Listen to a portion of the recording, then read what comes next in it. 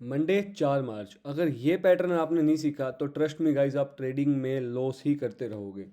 क्योंकि basic pattern अगर trading में क्लियर नहीं है आपको, तो आप कैसे ट्रेडिंग में सक्सेस हो सकते हो। नमस्कार दोस्तों, मेरा नाम है नितेश, आप देख रहे हैं स्टॉक ट्रेडिंग इजी। चलिए शुरू करते हैं।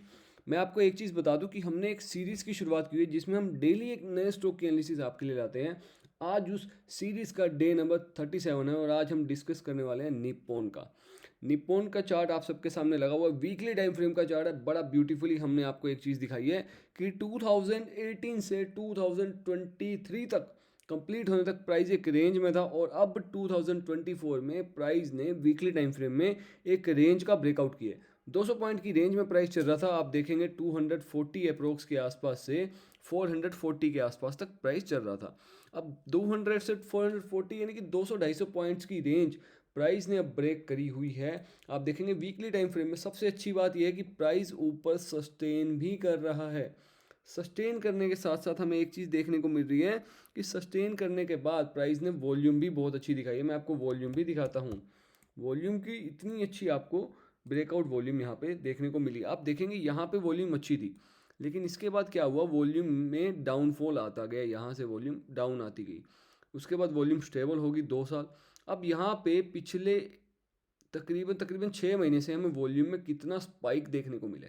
बायस एक्यूमुलेट कर रहे हैं, ये देखो यहाँ पे ब्रेकआउट से जस्ट पहले। उसके बाद यहाँ पे एक अच्छी हमें वॉल्यूम यहाँ पे स्पाइक देखने को मिली, और यहाँ पे थोड़ा सा हमें ठहराव देखने को मिला है जो कि कंसोलिडेशन जोन है। अब वीकली टाइम फ्रेम में हमने यहाँ पे ये एनालिसिस किया है कि प्राइस ने यहाँ से एक रेंज बनाई, उस रेंज का कर दिया ब्रेकआउट। ठीक है, ब्रेकआउट करने के बाद हम एक रेंज का वेट करते हैं। प्राइस ने रेंज बनाई, रेंज का कर दिया ब्रेकआउट। रेंज का ब्रेकआउट करने के बाद प्राइस ने उस रेंज को रीटेस्ट भी किया। 4-5 हफ्ते यहाँ रेंज बनी, रीटेस्ट भी किया प्राइस ने ऊपर जाके। इस जो रजिस्टेंस था वो सपोर्ट बना, यहाँ पे रीटेस्ट हुआ, आप देखेंगे ये रेड कैंडल में। उसके बाद इस रेंज को ब्रेकआउट करा, प्राइस ऊपर गया, अब इस रेंज को रीटेस्ट भी किया।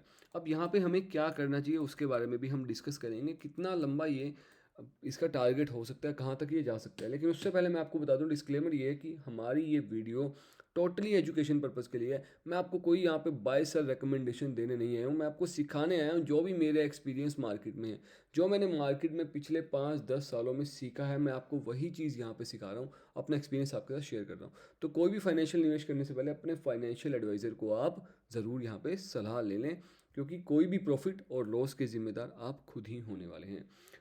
अब हम आगे चलते हैं निप्पॉन के चार्ट पे। बेसिकली यहाँ पे प्राइस कितना ऊपर तक जा सकता है, मैंने आपको पिछली वीडियोस में भी समझाया है कि नीचे का जो भी उस चैनल का या उस ट्रायंगल पैटर्न, जो भी पैटर्न बना होता है, उसका जो भी रेंज होती है वही हम टारगेट मान के चलते हैं। अब उसकी रेंज हम यहाँ से मिड से लेते हैं। अगर हम मिड से देखें तो तकरीबन 245 पॉइंट्स हमें यहाँ देखने को मिले हैं।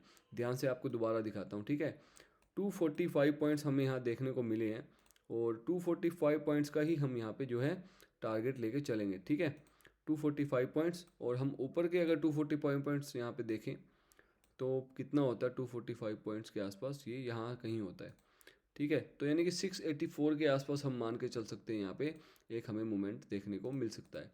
तो इतना यहाँ तक प्राइस जा सकता है। अब यहाँ पे हमारा रिस्क रिवॉर्ड क्या होना चाहिए। अब आप सोचेंगे सर हमने तो यहाँ एंटर करना था, ये मिस हो गया। बिल्कुल सही कह रहे हैं आप, क्योंकि हम डेली एक स्टॉक की एनालिसिस देते हैं, एक साथ आपको सारी एनालिसिस देंगे तो आप भी कंफ्यूज हो जाएंगे, और जो कि सही नहीं है।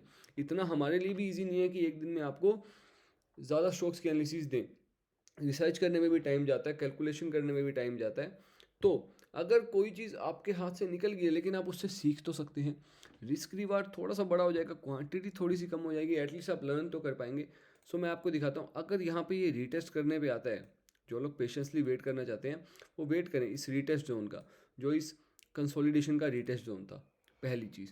और उससे भी अगर कोई चाहता है कि मेरे को तो और सेफ चलना है, तो वो यहाँ के रीटेस्ट जोन का वेट कर सकता है, लेकिन मैं सजेस्ट करूँगा आप इस रीटेस्ट जोन का ही वेट करें। उसके बाद आपका टारगेट ऑब्वियसली ये हो गया, तो ये हो गया 1:4। जो लोग थोड़े से रिस्क टेकर्स हैं या थोड़ा सा कम रिस्क रिवॉर्ड भी चलेगा उनको, वो लेकिन वो मिस नहीं करना चाहते, ये फोमो में एंटर नहीं करना आपने। FOMO is equal to fear of missing out.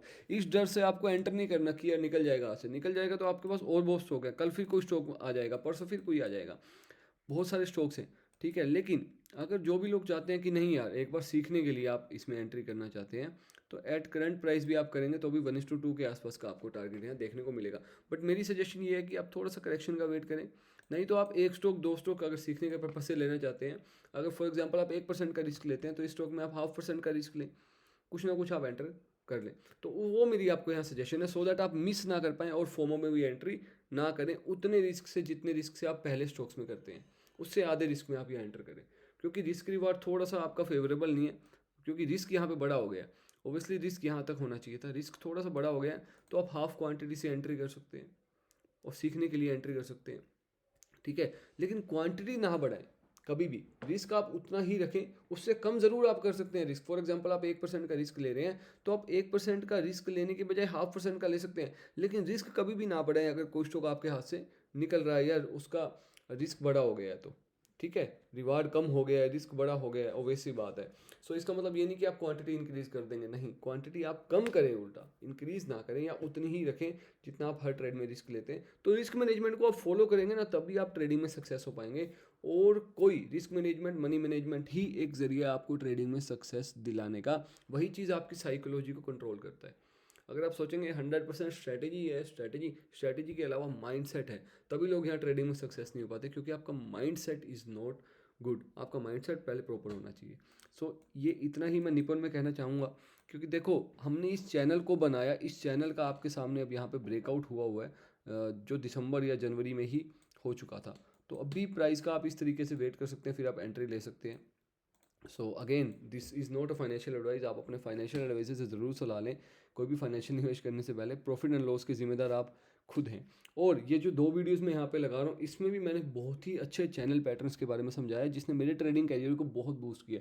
अगर आपने ये 2 वीडियोस नहीं देखी तो अब भी जाके देखें, आपके ट्रेडिंग कैरियर में बहुत ज़्यादा बदलाव आने वाला है। एंड मेक श्योर चैनल को सब्सक्राइब करें ऐसे डेली वीडियोज़ मिस ना करने के लिए। Thank you my dear friend, God bless you, wish you get success in trading.